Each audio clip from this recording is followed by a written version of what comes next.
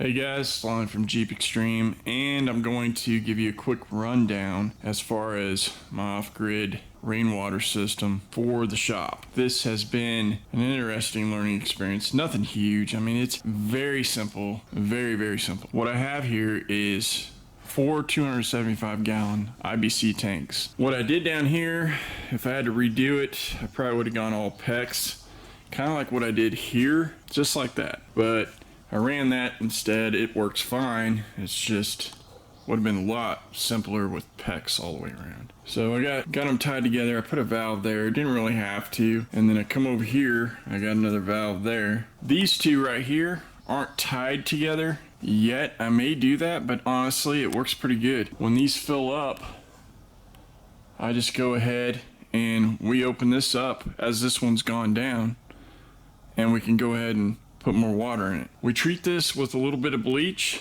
not a lot. What's crazy about it is that like my hardness level is the softest water. It's like levels 2 on parts per million and 10 on contaminant level, which is like 100's like low. How I have it coming into the shop is I put in a 4-inch, and then I went with the Charlotte pipe T, kind of not really a T, a Y, I guess you could say. And then it dives down and fills up. You have to have the lids that have the 2-inch screw-in opening. My height can kind of show you there. Got a ratchet strap because one of my braces wasn't any good. It's nice if you can buy the tanks that have the same valves. These are different than these, so keep that in mind because the actual thread is different. Wouldn't matter if I was using the boots and this. So it goes from there, goes to a catch right here, like a small screen in it that will catch any debris. Then I got a valve on the back side of it. Goes up, got your check valve right there that you have to have. And then it goes from there. That just keeps the check valve, just keeps the water from running back on you, depending on how big your line set is and different things. Then it goes from there into your pump. And this is a Harbor Freight special. It's $150. 120 volt, nothing big, but it's actually a shallow well pump. Easily does it. The reason why you see all these towels is because I got a small leak right here that I'll have to take this off and redo it.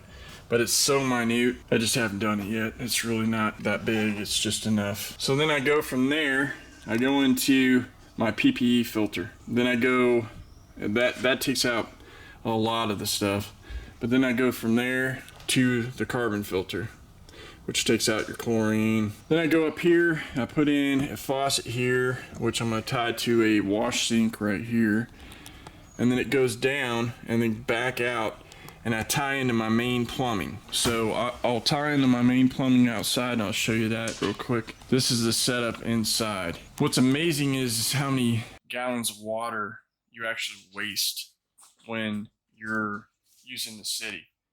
And the whole reason for doing this, honestly, is I'm county, but the city screwed me and wanted to charge me an extra $100 for a meter that's been in the ground for 20 years. And my dad gave him the property to put the line on to begin with. The city, they wanted to charge me an extra $100 a month for nothing. $275 to switch out my meter. Another $100, or the same $100 a month on top of my $55 that I always pay for water, because I have no sewer, I'm septic. Just for nothing. Absolutely nothing. Now, I could see that doing for new construction or something like that and giving somebody the way to do it. But, you know, whenever you have something in 20 years and then they're just going to jack the price on you like that, that's ridiculous. So I was like, okay, fine. I'll eliminate that and it won't be a problem. It's just me and my girlfriend. No big deal. So this is what we came up with. And 275, we're running 1,100 gallons inside. I'll show you the outside and how I got it kind of rigged up out there. Keep in mind this is kind of temporary. So I'm not done with it yet. So this will probably be a lot straighter. I'll have the barrels straighter. But this is two 275s out here. I've got a hole that I put through and it goes to my drain. I actually used a piece of galvanized metal and then made it like a catch for that, and then the elbow drops down and just put it at enough slope, just enough that whenever it fills up in there, comes out that top pipe without coming back out up here. and then it overflows if I'm full in there and comes down to my tanks and fills these tanks up. I need to go up and pretty that up a little bit better. It was kind of a hurry thing, but that's how I got that set up for now. These are reserve tanks, and even for the garden, the garden back over that way, I'm going to end up putting something else in, but for now, this is a reserve. I honestly don't think we'll need it, but we might, never know. It's getting hot and it's getting drier. So here I stub out, and then I transition with the brass fitting to PEX. I run my PEX down. I only went about a foot in the ground here with my PEX. Might go a little deeper, but I'm in Arkansas area, and I don't. And then over here, I'm gonna actually build something to insulate it.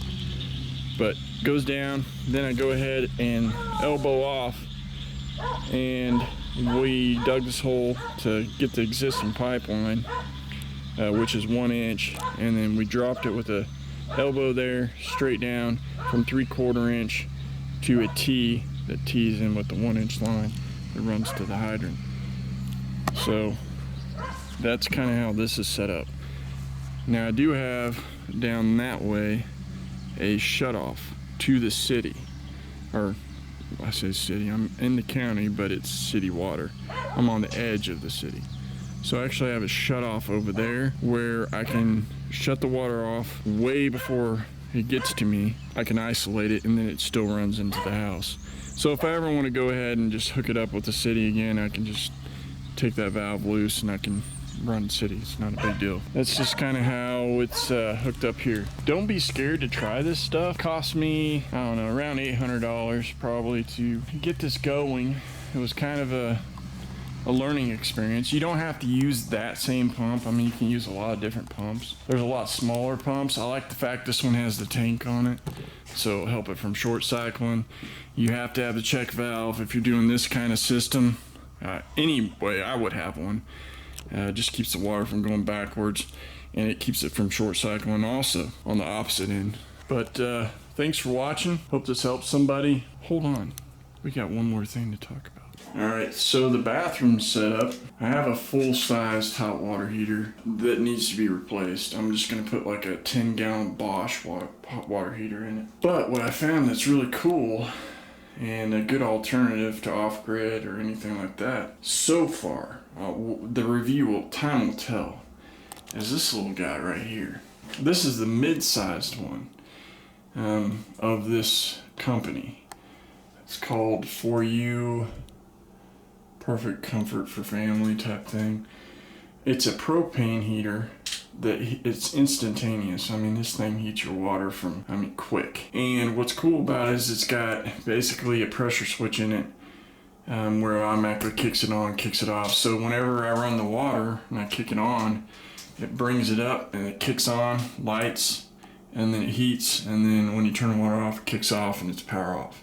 I've got it at the minimum gas setting, the minimum water setting, and I'm reaching 103, 104 degree water, and it's been great. I just have it rigged up in this single shower because that's all I got, but it's just rigged up. It comes with a wand that will actually attach to the propane heater, and then we just have it rigged up. We're gonna put some zip ties or something, but it goes up here, and then I can actually run this and just switch this over. So cold water here, but hot water there, or whatever your settings you want. A little thing.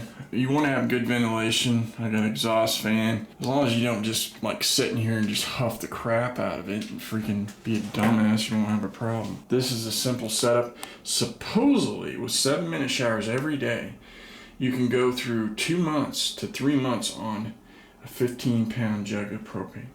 Time will tell. But we don't, our showers average probably 4 minutes a piece. You can, just depends on how fast you move and, how conservative you are with your water. So far, it's really impressed me.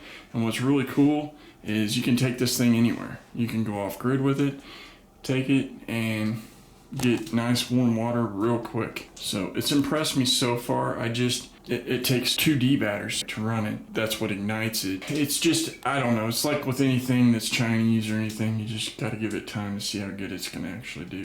Had super reviews, so that's why I got it. It's $150. I don't need it because I can put another, like I can run off my hot water tank now. But the only thing is, it's 240 volts. It uses a lot more energy, and the price of electric keeps going up. I know price of propane is too, but I just thought this was something to try, something I could use off grid. Thanks for watching. If you have any questions, any comments, positive comments preferably. I really don't care for your negative ones, unless they benefit me somehow. So if you have anything that you want to share, any ideas with the system that I have from doing it yourself. I mean, I know there's, UV lights and better filter systems out there and blah, blah, blah. We take all our water that we filter out there that comes in, and if we drink it, we use like a Brita pitcher for it just to make double sure. I honestly don't even think we have to do it, but we do it. In the shower and everything like that, we don't have a problem. So laundry, we experimented different ways with laundry so far. We've been using the dryer and outside drying when it's nice. And the washer, she's hand washed to see how good we can do hand washing. When I mean hand washing the old school way, bucket and the whole thing. You actually have to work to do it. Go figure. It's amazing. I mean, how much water is wasted in all the appliances, and then how much you take for granted. Appreciate you guys watching. Stay tuned. This is just the beginning of an off-grid situation, as we will be starting our property hopefully soon up north in Missouri. Thanks a lot. Peace.